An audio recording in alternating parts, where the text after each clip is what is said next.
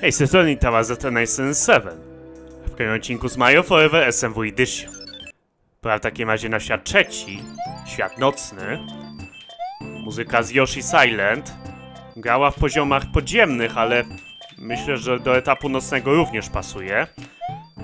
Co widać i słychać, zakładam. Okej, uwaga, bo nie skorupa się odbije do mnie, nie? Na szczęście nie. Chyba był one-up gdzieś? Zgadza się. No, nie wiem, czy nie dwa one-upy. Tak. Dobra. O, swoją drogą to trampolina nas blokuje w tej grze. Chyba w Mario Forever możemy przez nią przebiec po prostu. Tutaj się nie da, bo nas zablokuje. I tu jest bodajże przejście. Jeżeli wejdziemy w tę rurę od boku, no to przejdziemy do świata 8. Oczywiście nie chcę tego robić w tym momencie. Więc na razie przejdziemy owszem przez rurę, ale od góry. Do tej bonusowej lokacji. Kolejna muzyka z Yoshi's Island, która grała w różnych takich szybszych poziomach. Typu jakieś... No może nawet nie szybszych, ale trudniejszych, na przykład autoscrolle. I tutaj mamy Hammer Bro. Możemy zaobserwować jego działanie. Chyba jest łatwiejszy niż Mario Forever oryginalnym. Tamto... Jego częstotliwość rzucania młotkami była różna. Czasami się zdarzało, że rzucał młotkami bardzo szybko. Praktycznie raz po raz. A czasami się zdarzało, że się patrzył na nas, po prostu nic nie robił. A tak jak tego obserwowałem, no to rzucam mniej więcej w tym samym odstępie czasowym. Bardzo dobrze. Zdecydowanie jestem na tak, bo bardzo nie lubię tego, jak działają Mario Forever te Hammer Bro.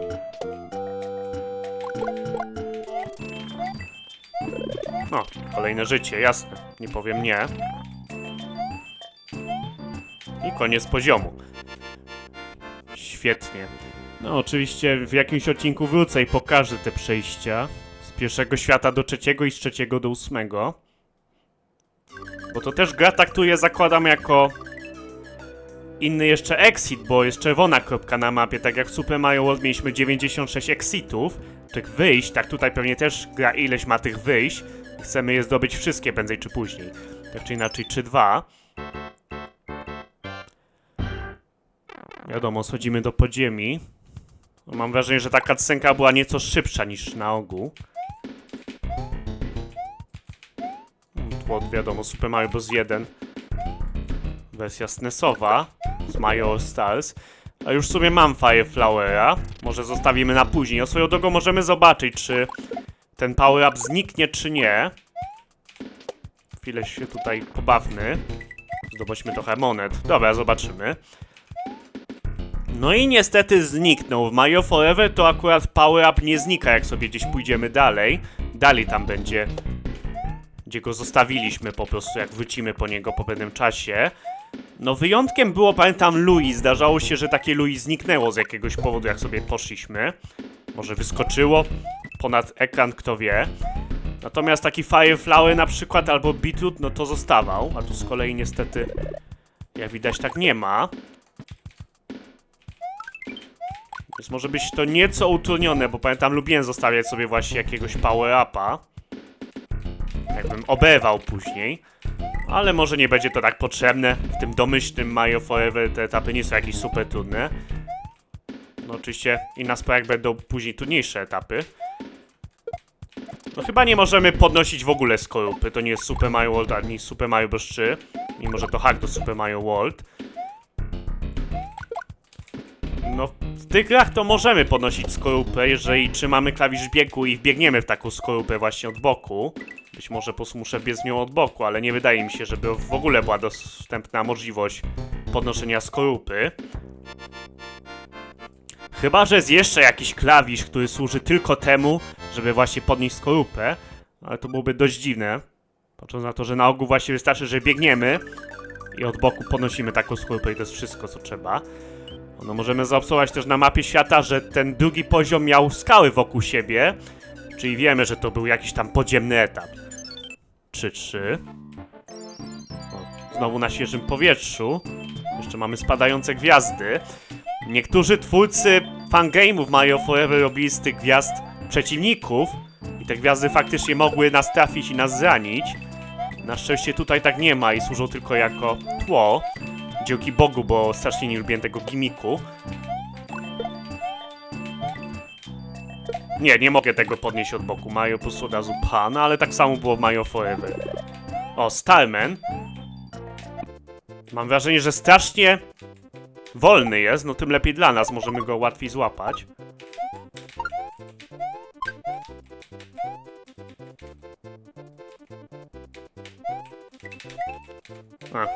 Zabrakło jednego wroga, co? Do one-upa. No jakbyśmy tutaj może dobiegli, ale było to bardzo ryzykowne. Ewentualnie mogłem nie zabijać tam tych wrogów na dole przy Starmanie. I dopiero później zabić Starmanem, ale już dobra. Mamy wystarczająco dużo, myślę, żyć. Więc nie ma problemu. Co tu? A, platforma. No tak, trzeba się przyzwyczaić. Często w Mario Forever są takie momenty, gdzie musimy poczekać na jakąś platformę i z niej skorzystać.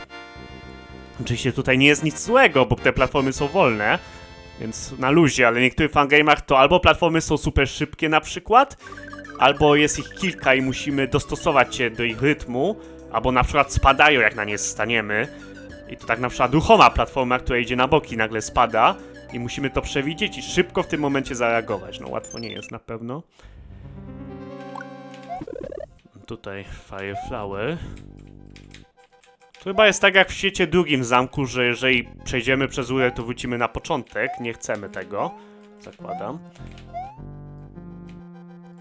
I to chyba jest to, co myślę, tak? Robi się ciemno i niektóre kafelki spadają, zgadza się. No to jest taki poziom, co musimy być bardzo ostrożni, ani słowa. No jeżeli oczywiście wiemy, co spadnie i kiedy, no to możemy, zakładam, przebiec, ale... Cóż... Łatwe to nie będzie. W ogóle widzę, że ta animacja spadania kafelków jest inna. Mario Forever to przy spadaniu kręcą się tak wokół siebie te kafelki. Tutaj spadają idealnie prosto, jak gdyby nigdy nic. I też mnie jedna rzecz zastanawia, bo na początku poziomu to zrzuciłem czerwone platformy. I w tym momencie, jeżeli bym przeszedł przez rurę, to czy by te platformy się zresetowały. Niestety w takim Mario Forever to się takie rzeczy nie resetują. Więc się może okazać, że jeżeli jakieś platformy na przykład już zniszczyliśmy i już ich nie ma, no to nie możemy przejść poziomu. I możemy jedynie się zabić i zresetować etap w ten sposób. Ojej, to było trochę niefajne. Skąd ten Goomba się wziął tutaj? Goomby spadały stąd? No, nie pamiętam, żeby tak robiły, ale dobra.